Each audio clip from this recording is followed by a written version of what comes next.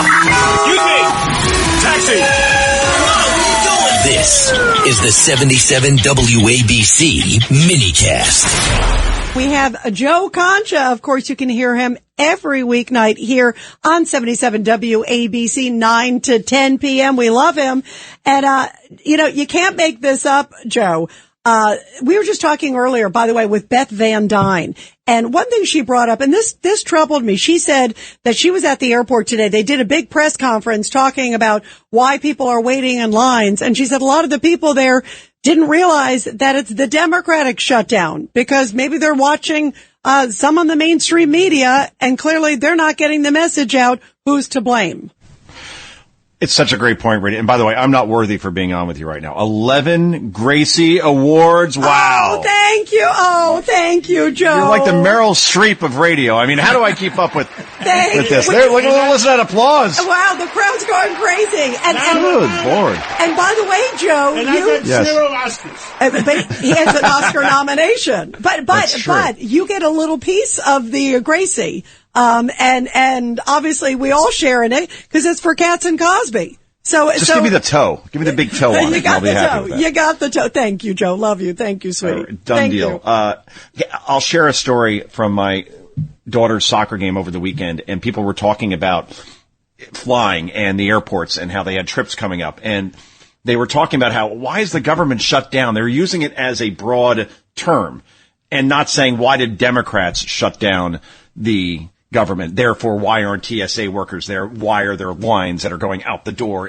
literally into the parking lot in LaGuardia or Atlanta Hartsfield or all these other airports across the country. It's the bias of omission. That's where you don't inform people about why something is happening. And you could say, well, Republicans are to blame for XYZ. No, they're not.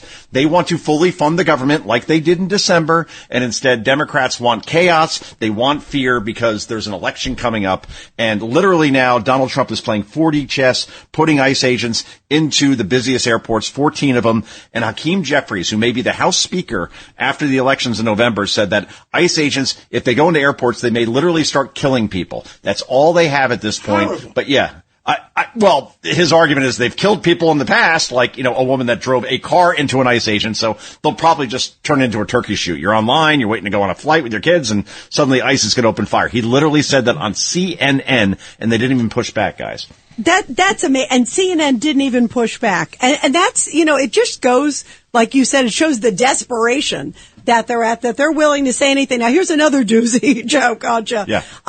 And this is so sad, this horrible case of the Loyola student, the woman who was 18 years old and suddenly, gets shot by a masked guy with a gun there in Chicago. Illegal migrant, exactly. Never should be in the country. Right. Should have been deported.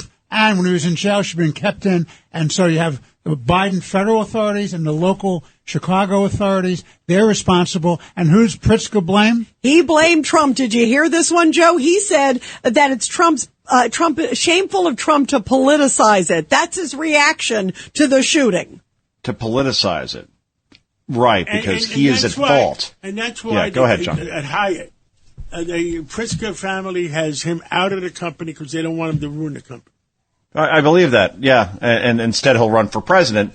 And, Jackie Gleason meets Fred Flintstone, clearly not doing a good job in Illinois. And to blame Trump for politicizing it? No, we don't. If this person wasn't in the country, just like that Venezuelan illegal wasn't in the country who killed Laken Riley, who was just out for a jog at the University of Georgia, or I could go through 1,000 other examples of deaths that could have been prevented if we had a closed border like we do now. That's not politicizing something. That's saying, here's what you have with Democrats, here's what you have with Republicans in terms of your security and in terms of lives being saved. Which one would you choose? That's not politicizing something. That's common sense versus chaos. Which are you going to choose? And that's what Republicans should run on. That should be the bumper sticker. Common sense versus crazy. And then let's see what the American people decide.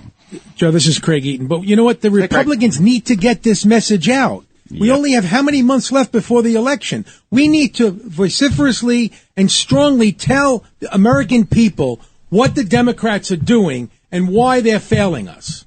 And the same thing, Craig, with border security, right? Because, with affordability, not just border security, but when Democrats say, elect us, we'll bring prices down. What did you do during the Biden administration? You voted for the Inflation Reduction Act, which did anything but reduce inflation, higher regulations, higher taxes, higher spending, like we're seeing here in New York, where even Kathy Hochul is saying, I'm not going to give Zohran Mamdani all this money that he wants for all free stuff. I'm telling you, you got to bring it back to the Biden years every time in terms of security, in terms of foreign policy, and in terms of what we're seeing in terms of affordability. If they do that, they have a shot. If they don't and play along, it's going to be what we saw in New Jersey and Virginia all over again. Anyway, guys, what do we stand for, Johnny Cash? I like that.